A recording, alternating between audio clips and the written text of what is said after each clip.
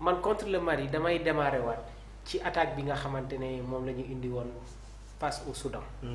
waaw Nicolas Jackson. Sadio Mané ak Ismaïla Sarr. ñu ngi indiwaat. amener de la vitesse sur les couloirs. ba pare tamit l'exploitation du jeu intérieur va être très important te loolu à chaque fois su ma ko waxee su ma defee analyse boobu rek damay dem ci ki nga xamante ne moom mooy Sadio Mané. parce que à chaque fois qu'il est dans l'intérieur dafay permettre à l'arrière gauche de l'équipe mu am beaucoup plus de liberté. te ni ko Sadio Mané di defee noonu la ko Ismaïla Sarr di defee te Ismaïla match bu ñu joué contre le Soudan bokk na sur ses meilleurs matchs. ci CAN bi. te dañu war a xam ne que Ismaïla Sarr mais dafa indaale blessure ci Coupe d'Afrique bi. dernier match bi nga xamante ne daf ko joué avec Crystal Palace Olivier Glasner daf ko forcé jamono jooju noonu j'avais même fait une critique envers son coach parce que un joueur qui revient de blessure wóorul nga koy démarrer loo yooyu les matchs yu intense mais contre le Botswana ak la RDC da ngay xam ne kat Ismaïla Sarr mii nii il n'est pas à 100% mais lim ñu proposé en termes de rythme en termes d'intensité face au Soudan da ngay xam ne que c'est son meilleur match. léegi nag attaque bi nga xamante ne moom la ñu Pape proposé woon je pense que dafay demaat ci logique boobu noonu moo tax ma ne la sànq il est tenu à des circonstances objectives parce que milieu de terrain bi ñun ñëpp xam nañ ne que waru ko changer avec Idrissa Gana Gueye Pape Alassane Gueye ak Habib Diarra donc Pape va repartir sur les mêmes bases. mais ci milieu bi aussi tamit. oui ñu bëri ñu ngi évoqué maa ngi wax sànq Baye taayu joueurs maliens yi ñu jàpp ne Pathé Ciss il fera beaucoup de bien xëy na bu ko amee ci milieu de terrain bi. déedéet Abdourahmane football moo tollatul foofu je m'explique il y a un système de football qui est révolu. yow xam nga ne que le Mali va se retrouver avec un bloc bas. bien vrai que am nañu de la qualité au niveau de leur milieu de terrain. avec les présences de Bissouma Aliou Dieng ak ki nga xamante ne moom mooy Koulibaly ñoom dañuy jouer ak ñaari pivot ak benn numéro 10 du numéro 10 sax mais l'heure la kooku di nekk seen kanam milieu relayeur la donc seen milieu de terrain yi par moment dañuy permuter soit c'est un triangle boo xamante ne dafay am benn sommet ci kaw wala ñu am beneen triangle boo xamante ne il se retrouve avec un sentinelle ak ñaari milieu relayeur ça dépend de l'élaboration de la construction du jeu adverse léegi nag ñun ñëpp xam nañ ne que le Sénégal exerce li nga xamante ne moom mooy un pressing un bloc médian parce que nous notre force repose au niveau de ce milieu de terrain là léegi dans ce genre de situation sooy football avec une équipe boo xamante ne dañuy jouer avec un bloc bas il faut nga indi des milieux de terrain très techniques capables de porter la balle attaquer frontalement waaye nag saisir les opportunités yi nga xamante ne dañ koy am sur les couloirs léegi nag ça commence par une bonne communication le retour de Kalidou Koulibaly va être très important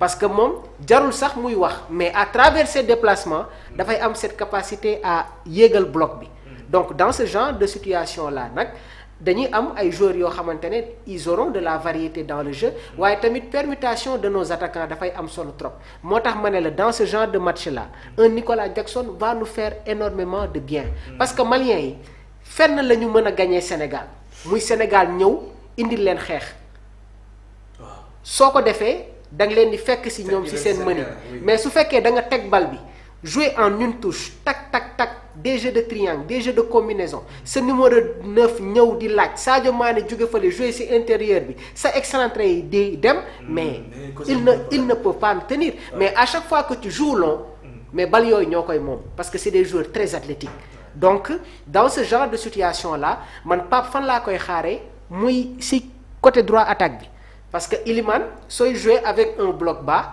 am na cette capacité téye bal bi teggil la benn ñaari joueur éliminer et mettre en selle l'attaquant qui est devant donc Pape Thiaw match bii nii sur l'aspect tactique man fii laa koy xaaree parce qu'il est obligé de faire des choix très forts mais comme ni ma la ko waxee au niveau du milieu de terrain il est très tenu par des circonstances objectives parce qu'il doit repartir avec ce même milieu de terrain là muy Pape Alassane Gueye Habib Diarra ak ki nga xamante ne moom mooy Idrissa Gana Gueye léegi nag am na lenn loo xamante ne pour nga rectifier ko en cours de compétition dafay xaw a metti muy les replis défensifs de Pape Alassane Gueye des fois dafay yéex a ñëw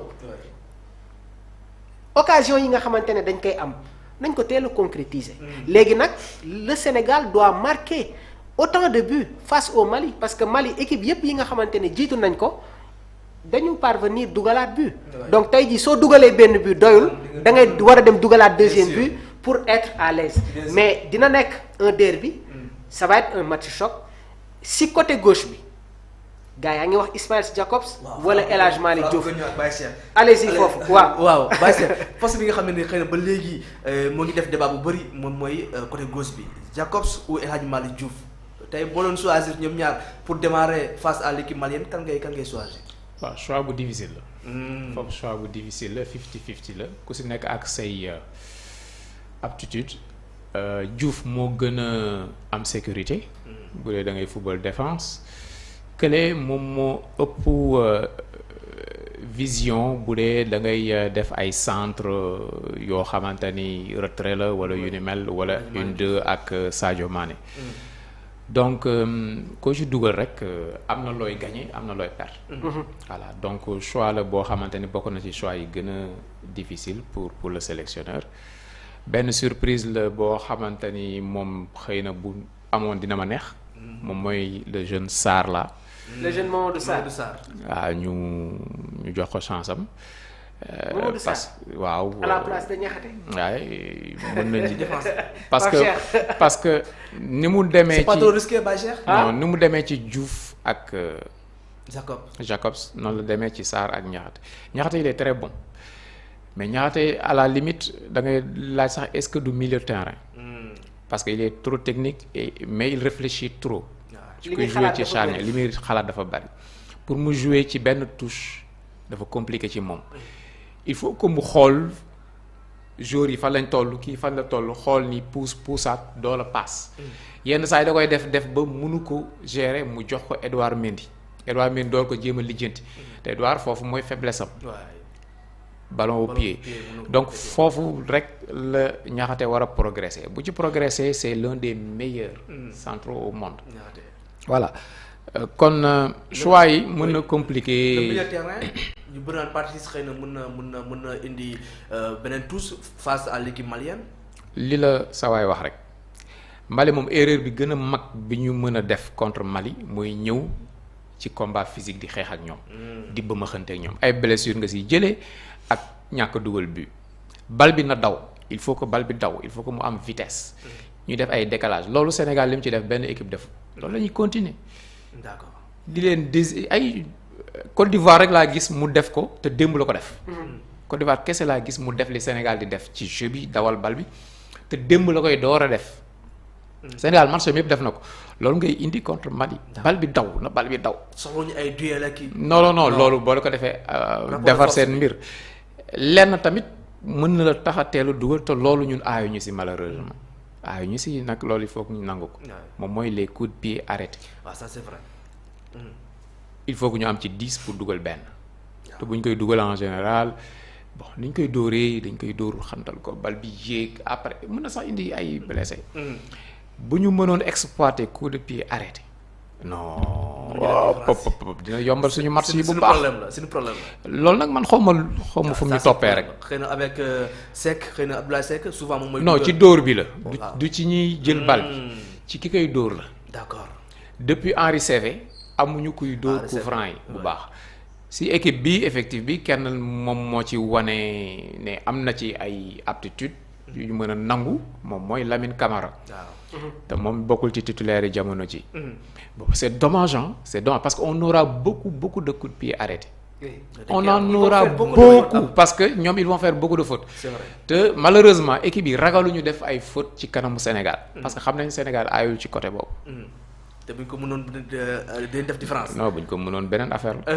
alors Mamour sànq nga ko évoqué ci li nga xam ne jëm na ci concurrence bi am entre El Hadji Malick Diouf ak Jacobs Pape Sow Baye Cheikh nee na 50-50 la. xam naa ñëpp ku nekk am na lu muy indi ci équipe bi la yow noo gisee boobu la concurrence foofu noonu ak kan la ñu war a am contre l'équipe malienne. waaw xam nga la suspension de El Hadji Malick Diouf.